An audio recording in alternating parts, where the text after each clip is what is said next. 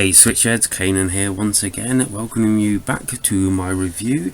And this week we have Death Tales, a side-scrolling platform beat 'em up type thing, RPG-ish. And even better news, it's 50% off right now until the 23rd of December 2020. And if you're watching it after this, then, well, just enjoy the review. And I'm sure it'll come down again. But is it worth that full price? Or are you better off picking it up at this discount or not bothering at all? Let's find out.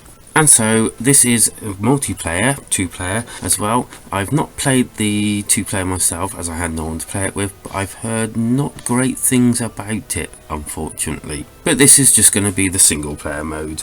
So you play as a new member of the death team, I guess, and you go rogue, strangely enough. And so as we look at the main screen, as we enter the game, you can see the fact that we've got our health at the top, which we can increase as the game goes on, and our special weapon energy gauge. Now, firstly, going into the menu screen, we can see the fact that you have gear and you have different weapons you can get, different head gear that you can get, all doing different things, and your armor can be upgraded as well.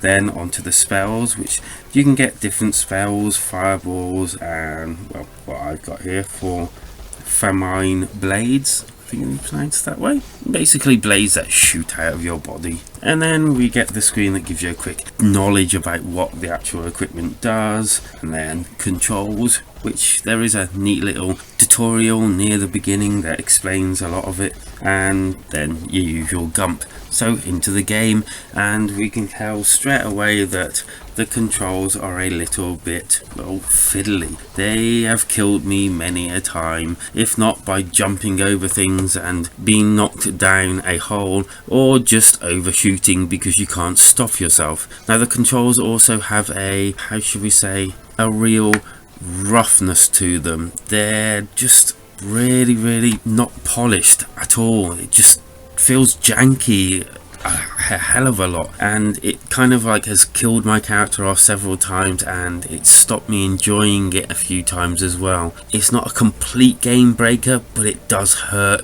now and again, and putting off some of these moves that you got, and you do have quite a few different moves you can do, especially knocking yourself past the actual enemy, which it suggests you do, and then fighting them from behind, which is difficult when you suddenly realize that your character is actually carrying on in the opposite direction to the way you actually want him to go. The game itself is pretty simple. It's a button masher with upgrades and kind of, I guess you call, RPG elements to it, and you also get side quests as you go through this in a hub thing where you actually go from one place to another, and it's kind of like the way you travel between actual places. As a whole, you can travel through the actual level, but there are also bits of the level where you will find yourself stuck within a certain area until you actually kill the designated here amount of enemies to get past. And there's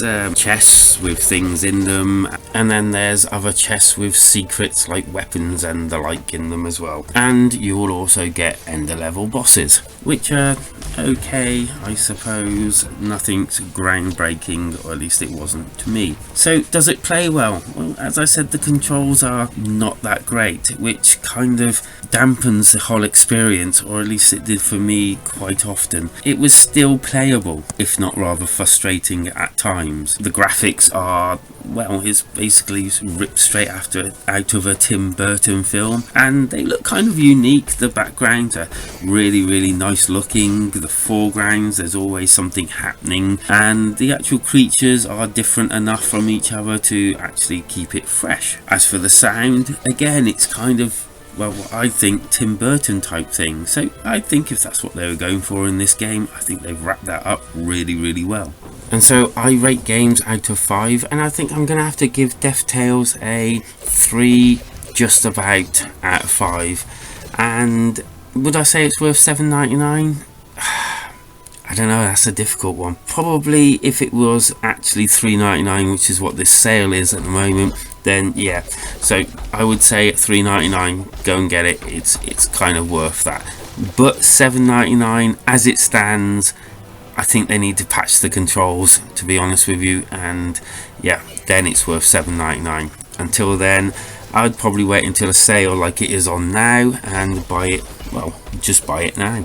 And so, as this game has been out for a little bit already, would you agree with me? Have you played it? Do you like it? Am I wrong? Am I right? Did you buy it at full price and felt ripped off, or have you actually bought it on this discount? Hey, do you still feel ripped off, or do you actually feel it's the right amount for it?